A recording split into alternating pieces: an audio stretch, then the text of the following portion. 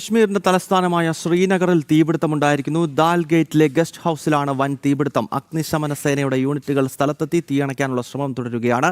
ജിഷ്ണു ഒരിക്കൽ കൂടി ചേരുന്നുണ്ട്. ജിഷ്ണു, എങ്ങനെയാണ് ഈ തീപിടുത്തം ഉണ്ടായത്?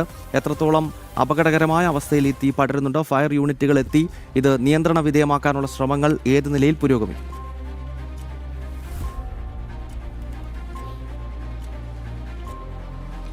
ഗൗതം, നിലവിൽ അഗ്നിശമന സേന എത്തിക്കൊണ്ട് ഈ തീപിടുത്തം തീ നിയന്ത്രണ വിധേയമാക്കുന്നതിനുള്ള പ്രവർത്തനങ്ങൾ നടത്തുകയാണ്.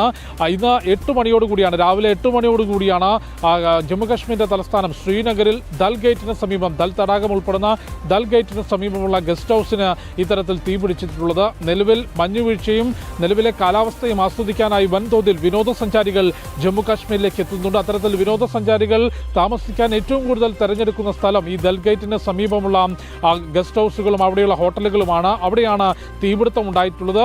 നിലവിൽ കാഷ്വാലിറ്റിയോ മറ്റ് ആളപായം ഉൾപ്പെടെയുള്ള റിപ്പോർട്ടുകളൊന്നും തന്നെ പുറത്തു വന്നിട്ടില്ല. തീ അണയ്ക്കാനുള്ള ശ്രമം നടത്തുന്നു എന്നുള്ളതാണ് അധികൃതർ വ്യക്തമാക്കുന്നത്. രാവിലെ 8 മണിയോടുകൂടിയാണ് ഇത്തരത്തിൽ ദൽ ഗേറ്റിന് സമീപമുള്ള ഗസ്റ്റ് ഹൗസിന് തീ പിടിച്ചത്. ഏറ്റവും ഒടുവിൽ ലഭിക്കുന്ന റിപ്പോർട്ട് പ്രകാരവും ആളപായമോ മറ്റ് അപകടമോ റിപ്പോർട്ട് ചെയ്തിട്ടില്ല എന്നുള്ളത് തന്നെയാണ്.